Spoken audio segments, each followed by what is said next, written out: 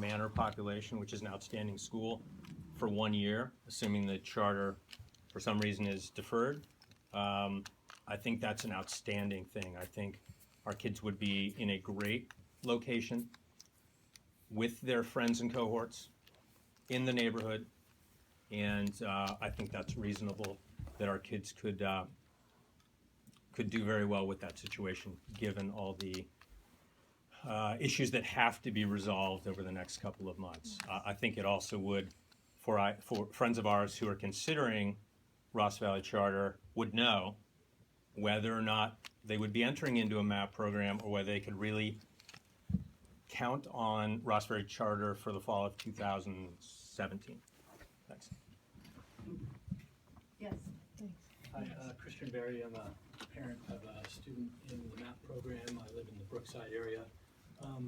It concerns me that there doesn't appear to be the same consideration for the students in the MAP program that would be impacted by this decision as there are to the reboundarying decision that you talked about earlier that you absolutely wouldn't want to impact students with. So if you're saying that my child would need, or my children, we need to move out of Manor and into Brookside for any interim period, that's the same sort of impact that you're talking about, moving children out of Hidden Valley back to Manor or otherwise moving around for reboundarying decisions. So I would encourage you to take a collaborative path forward, discuss this item at future meetings, and make a thoughtful decision on it rather than a hasty decision that seems to be based more on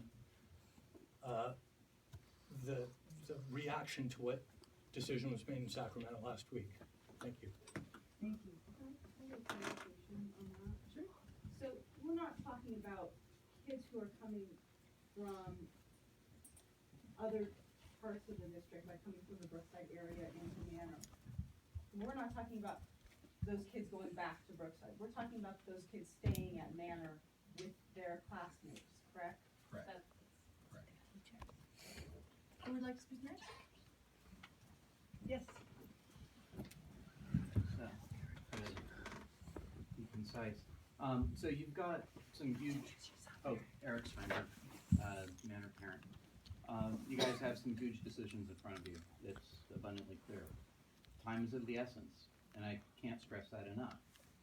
The decision that you have tonight,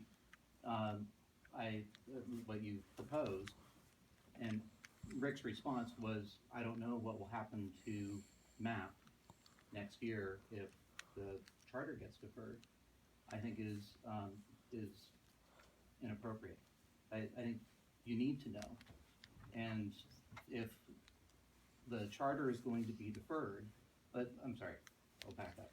If you're voting to discontinue MAP for next year, I think it has to be contingent on the fact that RVC lands and is up and running, and that your decision would be retracted and the MAP program would continue for next year if the charter is deferred.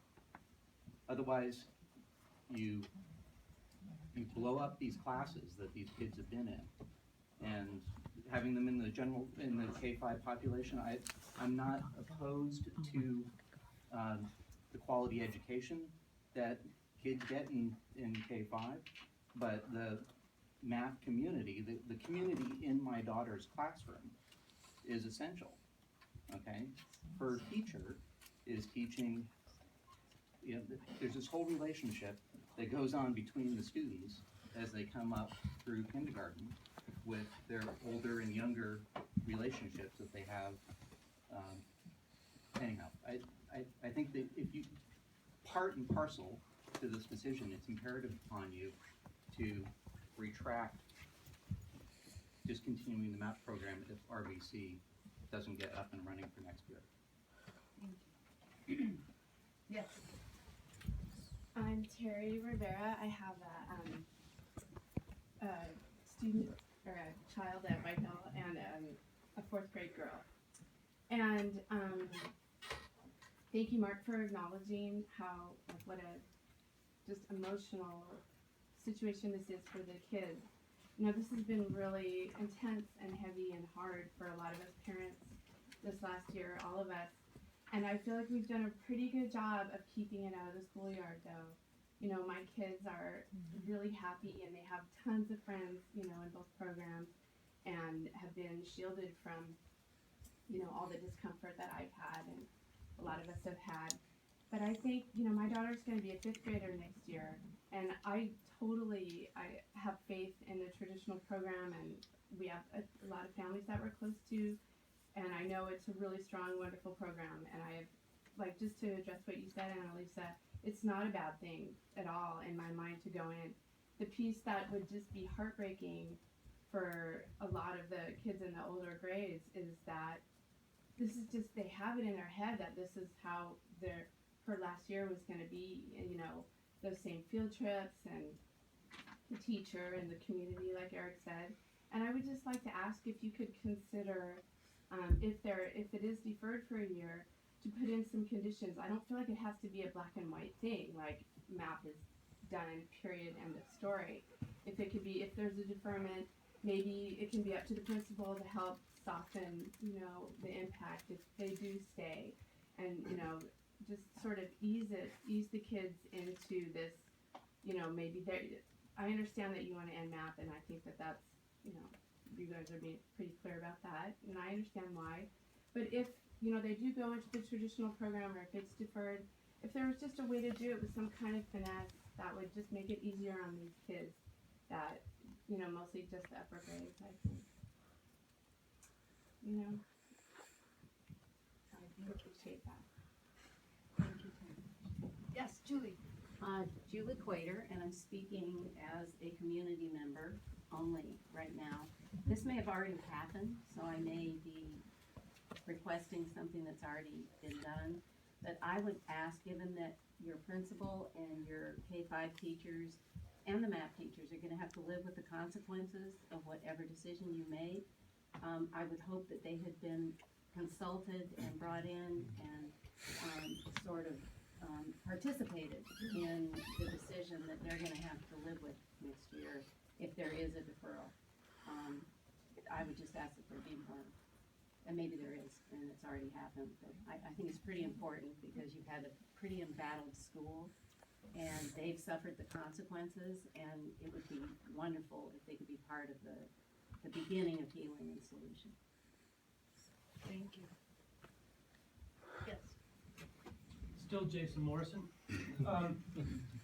The linchpin for certainty for the district is the district's decision as to whether or not to rent Red Hill. And what I would urge you to consider is the sequence of decision making, because the answer to that question, it then makes the vote on sunsetting that very clear, because that's really when it should happen, because the RVC would have a home, and as you have heard tonight from the board chair of the RVC, the best home that RVC thinks exists is Red Hill. So I think you'd get a lot of support from many constituents at Manor, not just those families in MAP, but of the applicants already for RVC, almost 45% are not MAP families. And so there's a lot more community people in this Ross Valley area that would like to be in this school and would like the certainty. I think the notion of giving Manor certainty and peace is errant. If we have to go another year of deferment, I think what you'll see is more exodus of families. You may see exodus of good staff within the district that do not want to endure another year. It will not be peaceful. It will not be pleasant.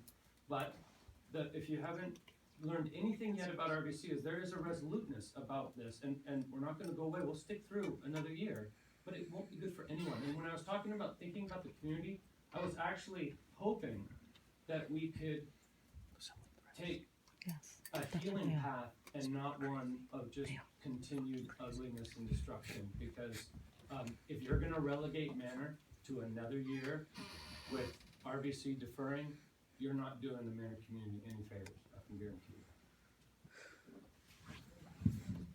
Thank you. I'd just like to let everyone digest that for a moment. Is there